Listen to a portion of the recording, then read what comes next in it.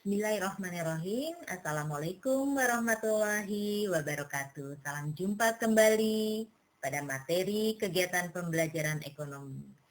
Bagaimana anak-anak kelas 11 IPS? Semoga kalian tetap berbahagia dan sehat selalu. Baiklah, pada kesempatan ini kita masuk ke materi ekonomi, yaitu mengenai kebijakan moneter dan fiskal. Kebijakan moneter. Pengertian kebijakan moneter adalah kebijakan yang meliputi langkah-langkah pemerintah yang dilaksanakan oleh Bank Sentral, dalam hal ini adalah Bank Indonesia, untuk mempengaruhi, merubah penawaran uang dalam perekonomian atau merubah tingkat bunga dengan maksud untuk mempengaruhi pengeluaran agregat. Itu adalah definisi kebijakan moneter. Adapun bentuk kebijakan moneter ini ada dua macam. Kebijakan moneter ekspansif atau easy money policy atau dikenal dengan politik uang longgar, dan kebijakan moneter kontraktif tight money policy atau dikenal dengan politik uang ketat. Nah, kata kunci yang kalian dapat ambil dari bentuk kebijakan moneter keduanya ini adalah ekspansif. Kata kuncinya adalah meningkatkan permintaan agregat. Akibatnya terjadi inflasi. Kata kunci kebijakan moneter kontraktif adalah meningkatkan penawaran agregat. Yang terjadi adanya deflasi. Jadi untuk lebih jelas, boleh kalian lihat di modul, dibaca ulang kembali. Ini udah lengkap kok, Ibu sudah buatkan ya. Oke. Tujuan dan peran kebijakan moneter. Ada beberapa tujuan kebijakan moneter, antara lain yang pertama, menyelenggarakan dan mengatur peredaran uang, menjaga dan memelihara kestabilan nilai uang rupiah, memperluas, memperlancar dan mengatur lalu lintas pembayaran uang gira.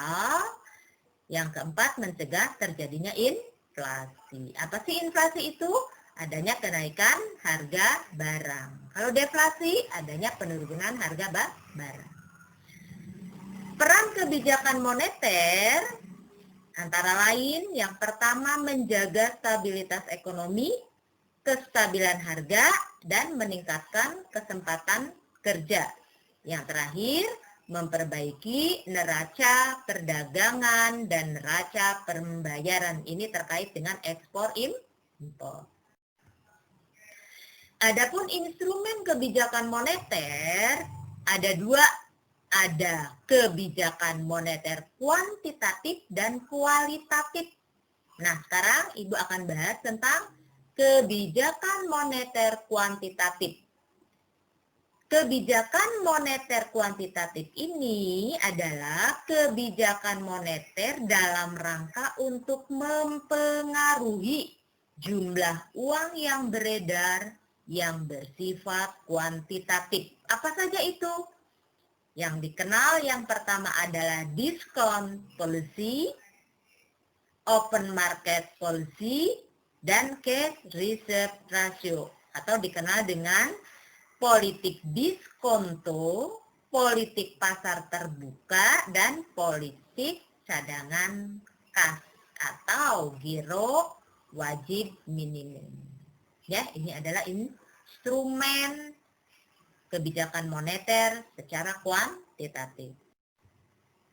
Nah, jika kita akan melihat jumlah uang yang beredar di dalam suatu negara atau di dalam kehidupan masyarakat di suatu negara, ini adalah satu contoh ilustrasi untuk menghitung jumlah uang yang beredar. Contoh, jika Bank Indonesia, ini di Indonesia ya, Jika Bank Indonesia menetapkan cadangan wajib minimum yang harus ditaati oleh Bank Umum sebesar 12,5%.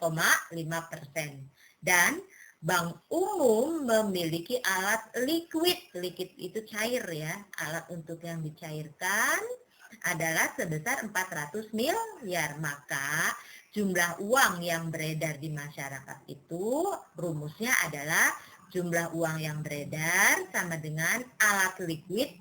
Alat liquid itu sama dengan uang tunai atau uang yang ada di berangkas atau uang yang ada di kas Bank Indonesia dibagi dengan cadangan wajib minimum. Jadi masukkan saja.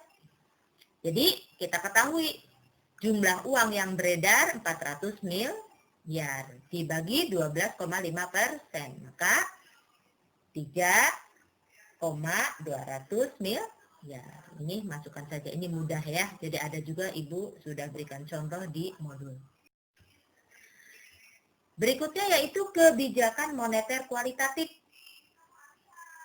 Kebijakan moneter kualitatif ini ada dua juga, yang dikenal dengan plafon credit policy dan moral suasion policy, atau dikenalnya dengan politik pagu kredit dan politik pembujukan moral.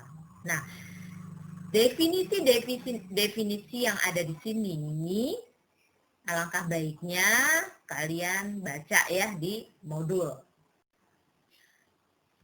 Berikutnya yaitu kebijakan fiskal. Jadi untuk menanggulangi perekonomian suatu negara ada dua kebijakan yang kita kenal. Tadi kita sudah mengenal apa itu kebijakan moneter, sekarang kita masuk ke kebijakan fiskal. Pengertian kebijakan fiskal.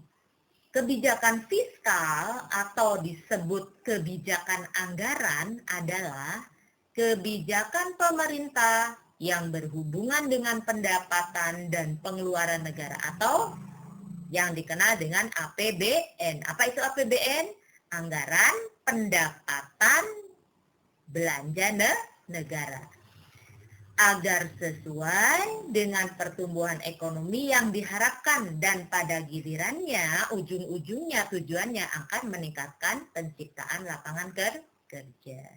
Ya, jadi kalau tadi kebijakan moneter itu adalah bank sentral dalam mengatur keuangan suatu negara, sedangkan kebijakan fiskal atau kebijakan anggaran ini adalah terkait dengan APBN. Ya.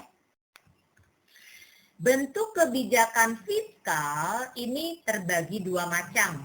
Yang pertama kebijakan fiskal ekspansif, ada juga kebijakan fiskal kontraktif. Ini juga definisinya bolehlah kalian baca sendiri ya. Nah, tujuan dan peran kebijakan fiskal. Peran kebijakan fiskal adalah kebijakan pemerintah dalam bidang anggaran dan belanja negara yang bertujuan untuk mempengaruhi jalannya perekonomian. Nah, kebijakan fiskal dilakukan pemerintah disebabkan dengan beberapa kondisi yang ketiga ini. Apa saja? Yang pertama, semakin diperlukannya peran pemerintah dalam perekonomian. Yang kedua, kegagalan kebijakan moneter menangani ketidakstabilan ekonomi. Jadi, jika kebijakan moneter merupakan suatu kegagalan untuk memperlancar kegiatan perekonomian suatu negara, maka kebijakan berikutnya yang akan dilakukan oleh pemerintah yaitu kebijakan fiskal. Yang ketiga, pembagian dan distribusi pendapatan sebagian besar terkonsentrasi pada kelompok tertentu dan mendominasi perekonomian. Nah, biasanya ini adalah adanya ketimpangan. Ingat kita sudah pernah belajar dengan ketimpangan pendapatan nasional kemarin itu, yaitu dengan ditunjukkan dengan rasio Gini. Ya, baca-baca ulang lagi lah, lihatlah video Ibu yang sebelumnya. Baik. Tujuan kebijakan fiskal yang pertama adalah mencegah pengangguran atau meningkatkan kesempatan kerja, stabilitas harga atau menanggulangi terjadinya inflasi. Yang ketiga, untuk mendorong investasi sosial secara optimal, meningkatkan stabilitas ekonomi di tengah ketidakstabilan internasional, seperti sekarang juga pandemi termasuk ya, untuk meningkatkan dan mendistribusikan pendapatan nasional. Nah, adapun beberapa instrumen kebijakan fiskal diantaranya adalah sistem perpajakan dan politik anggaran. Sistem perpajakan itu dengan menaikkan pajak, pemerintah dapat memperkuat kas negara. Menurunkan pajak akan menggiatkan investasi dan meningkatkan konsumsi. Politik anggaran. Pemerintah dapat menetapkan anggaran berimbang atau anggaran tidak berimbang. Adapun beberapa fungsi kebijakan fiskal ada fungsi alokasi, fungsi distribusi, fungsi stabilisasi, dan fungsi pembangunan. Oke, anak-anak ibu, pada kesempatan ini sengaja ibu membuat video ini sangat singkat agar kalian mengoptimalkan untuk belajar membaca apa yang ibu sudah buatkan, modul yang sudah ibu share kepada kalian, ya. Oke. Berikutnya yaitu tugas. Ibu langsung ke tugas.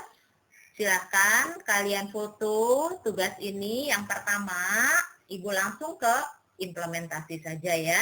Jadi karena materi kebijakan moneter dan fiskal ini adalah semuanya teoritis dan kalian bisa melihat dari buku modul yang sudah ibu buat dan kalian boleh browsing di internet tentang kondisi terkini mengenai instrumen kebijakan moneter dan fiskal. Oke, tolong difoto, ini nanti langsung kalian kerjakan setelah kegiatan pembelajaran dengan ibu.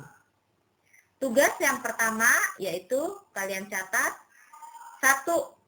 Cari instrumen kebijakan moneter dan fiskal dalam rangka mengatasi permasalahan ekonomi di masa. Ulang kembali, tugas cari instrumen kebijakan moneter dan fiskal dalam rangka mengatasi permasalahan ekonomi di masa pandemi COVID-19 sekarang ini. New update ya. Yang kedua, buat dalam bentuk ilustrasi atau contoh konkretnya. Apa saja sih instrumen dari kebijakan moneter? Teorinya sudah kan yang sudah ibu sebutkan tadi. Demikian juga dengan kebijakan fiskal. Nah, sekarang instrumen yang digunakan dalam rangka mengatasi permasalahan ekonomi di masa pandemi COVID-19 ini, pemerintah dalam kebijakan moneter itu melakukan apa saja, fiskal juga apa saja. 2, buat dalam bentuk ilustrasi atau contoh konkret. Sekian, terima kasih, selamat belajar, semoga sukses selalu. Wabillahi taufik wal hidayah. Wassalamualaikum warahmatullahi wabarakatuh.